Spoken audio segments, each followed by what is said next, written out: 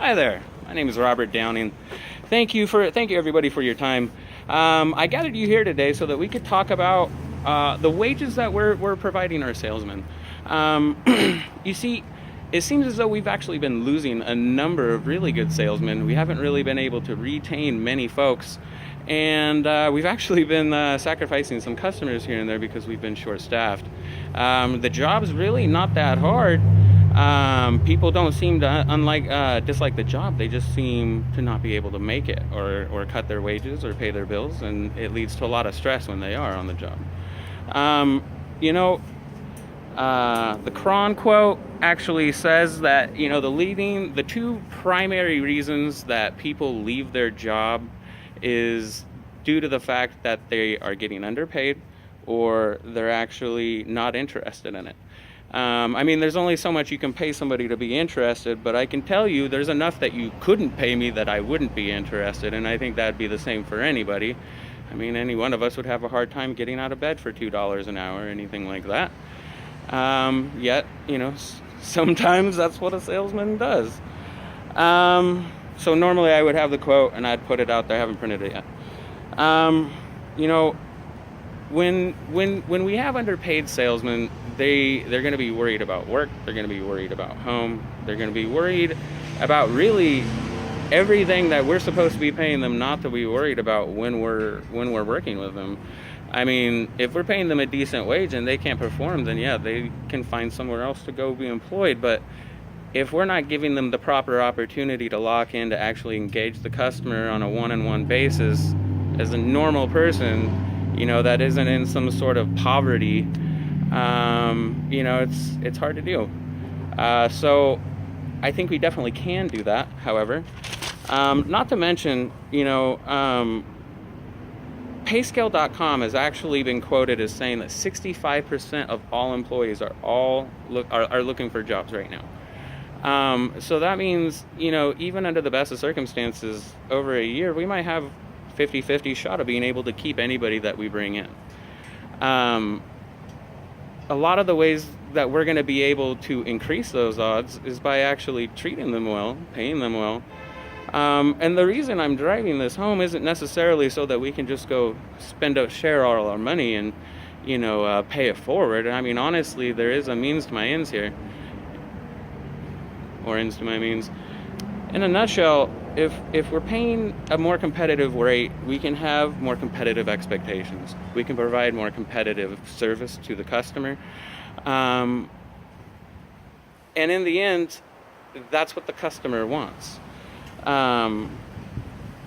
Forbes actually says that 73% of all workers nationwide are stressed out on the job due to underpay. If you imagine, if those people weren't stressed out due to underpay, what more could they be capable of? If we're putting people in an attitude-driven environment where they're going to have to basically ignore the rest of their life while they're here and sacrifice that life, that's really not what the American way is supposed to be about. There's plenty of money for us to share. There's plenty of money for us to pay out our well-producing salesmen, right? And we can alleviate these concerns where people are having to leave work in the middle of the day, or I think I've developed anxiety from doing stress, just to be honest with you. Just from doing sales, it takes a toll. And, unlike physical labor, we're working with our minds and we're working with our hearts and our attitudes. We got to be able to bring 100% to people at all times. And there's something to be said about being able to come in on a tough day and still make it work, but every day shouldn't be a tough day. And we need to help these people get out of those tough days so that they can help us see brighter days. A happier salesman is going to be 87% more effective, 37% more effective than an unhappy one. That's a statistic from, I'm off my memory, from digitallistmags.com. Furthermore, it actually goes even deeper, and it says that 85% of customers are willing to spend 25% more for the same service just to have a better quality, to have a better experience. So whether that's cell phones or, whatever we're pretending we're selling here, or cars, or you can charge that extra few dollars. You can pay your employees, and then when you do that, you demand that they act proper and you don't have hiccups. I can tell you right now, at our price range, what we're bringing in, the people that are just willing to come interview us aren't the kind of people that we necessarily need. I see this as a higher quality company, and we also have high demands, and we're not necessarily bringing in the best horses to be ridden, if that makes sense. And at very least, we're not taking care of the ones that we do at all times. And these employees are really an investment for us. They're a way for us to reach out to the customer and make more money. If our hands are mangled and destroyed, by bill stress, whatever it may be, who's going to want to shake our hand? Who's going to want to talk to that person? And if we're operating with a track record where we're burning out this many people for years at a time, that's not really sustainable. Eventually, in due time, people are going to recognize us as a company that you can't really work for very long, and we're going to be, treated like the rest of them. The ones you don't want knocking on your doors in the middle of the day, or the ones that call you and bother you and harass you, we still have a name brand that we can maintain. We have a name that we can deliver on, and we have a good product. So thank you for your time. Again, let's pay our salesmen properly. And actually, let's not also forget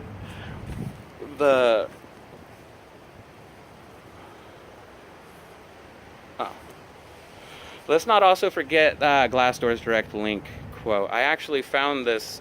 It's a pretty lengthy quote. I printed it up so you guys can read it. I'll summarize it for you. But basically, if you read it, there's about a 5 to 15% variable correlation between how much an employee is paid and how much they enjoy their job. It's a direct link. They did a math. It's a stat. It's one of those things you can't really argue with. So for whatever reason, we want to argue yes or nay, yay or nay, happier employees get paid better. In an attitude-driven environment, happy employees are going to get us paid better.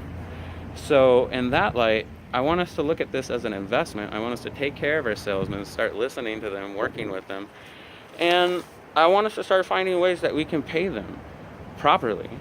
Number one, we definitely need to raise the base wage, and we need to actually work out some different bonus structures, because so far they haven't even actually been working. So there's no incentive there. But again, I want to leave this on a good note. We do have a strong team, and I know we can make something great of this. So, like I said, I want to make sure that we pay our salesmen properly. And I want to make sure that we're all taking care of one another, because when you're in charge of the way that the money gets dished out, it can be easy to say that you want to do this month or that month, and keep it. But in the end, if you did that with the gas in your car, eventually you wouldn't be able to get home or to work anymore. So we got to put some gas in these folks. Thank you for your time. Have a great day. It's like 9 minutes. I don't know if I get in trouble for that. I hope not. Thanks for listening. Sorry, it's kind of janky.